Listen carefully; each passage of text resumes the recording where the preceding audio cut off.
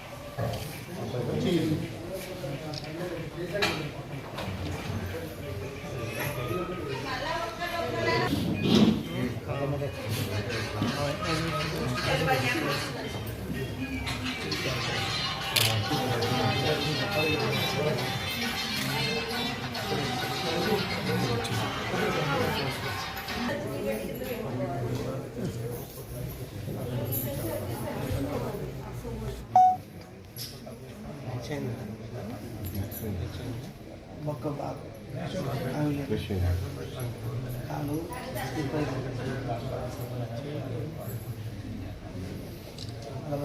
దెబ్బలు అందరూ ఒక్కడే తిరగలేదు.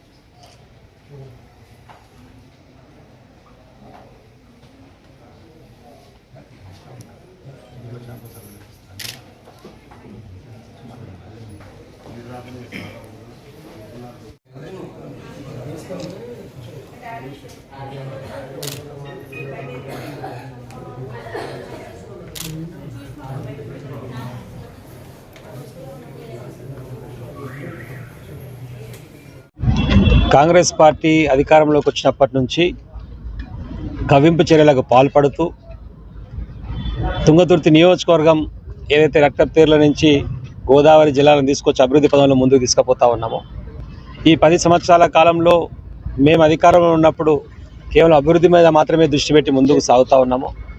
మళ్ళీ పాత ఫ్యాక్షన్ కొట్లాటను ప్రోత్సహించే విధంగా కావాలని చెప్పేసి బీఆర్ఎస్ పార్టీ నాయకులు ఎవరైతే పార్టీ గెలుపు కోసం, కేసీఆర్ గెలుపు కోసం, మా గెలుపు కోసం పనిచేసిరో వాళ్ళని టార్గెట్ చేస్తూ హింసాత్మక సంఘటనలకు పాల్పడుతూ దాడులు చేస్తూ భయభ్రాంతకు గురి చేసేటువంటి ప్రయత్నం చేస్తున్నారు. ఇవి మంచి చర్యలు కావు. దీన్ని తీవ్రంగా ఖండిస్తూ ఉన్నాం.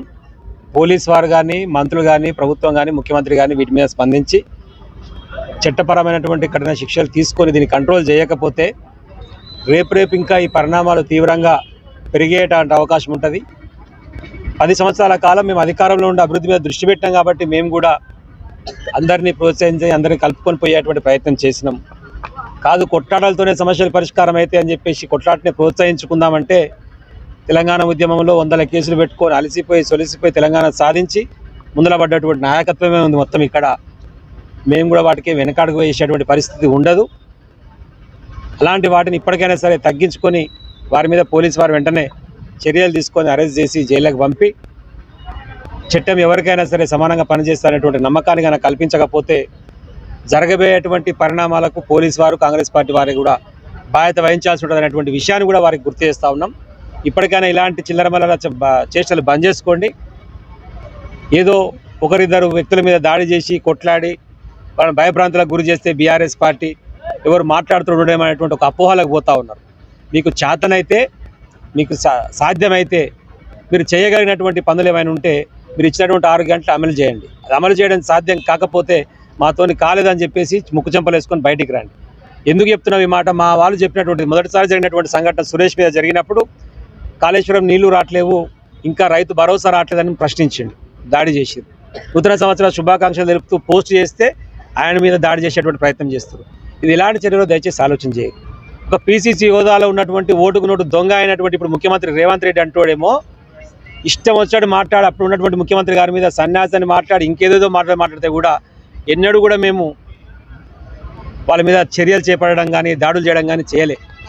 అట్లనే కాంగ్రెస్ పార్టీలో చాలామంది నోటికి ఎంత వస్తే అంత వ్యక్తిగతమైన దూషణలు చేస్తే కూడా ఏనాడు కూడా మేము మాట్లాడలే. ఎందుకంటే ఏదైనా సరే పనితోని సమాధానం చెప్పాలని చెప్పి. ఇప్పుడు మేము ప్రశ్నించేటువంటి విషయాల పట్ల మీకు అవగాహన ఉంటే, చిత్తశుద్ధి ఉంటే వాటి ఎట్లా పరిష్కరిస్తారో చెప్పండి.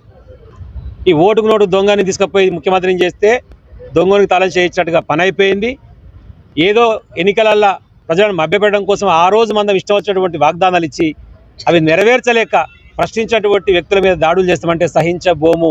తస్మాత్ జాగ్రత్త. ప్రజాక్షేత్రంలో మళ్ళీ మిమ్మల్ని గుణపాఠం చెప్పే విధంగా అందరం కూడా కలిసికట్టుగా ముందుకు సాగుతాం. ఇప్పటికైనా సరే వెంటనే చర్యలు తీసుకొని మొదట జరిగినటువంటి దాడి విషయంలో జరిగినటువంటి సురేష్ విషయంలో అయినా ఇప్పుడు మహేష్ విషయంలో జరిగినటువంటి వాటి మీదనైనా పోలీసు వారు వెంటనే చర్యలు తీసుకోకపోతే దీనికి అనుగుణంగా కార్యక్రమాలు కూడా చేపడుతూ ముందుకు సాగుతామని చెప్పి తెలియజేస్తా ఉన్నాం. బీఆర్ఎస్ పార్టీ కార్యకర్తలు ఎవ్వరూ ఎక్కడ కూడా ఇబ్బంది పడాల్సిన పరిస్థితి లేదు. మేమందరం అండగా ఉంటాం, కాన్స్టిట్యున్సీలో ఉంటాం, అందుబాటులో ఉంటాం, ప్రజా సమస్యల మీద నిత్యం పోరాడుతూనే ఉంటాం. ప్రజలకు కావాల్సినటువంటి అన్ని లబ్ధి కార్యక్రమాలు చేరేంత వరకు వాళ్ళ పక్షాన్ని నిలబడతామని చెప్పి తెలియజేస్తాను. జై తెలంగాణ, జై కేసీఆర్.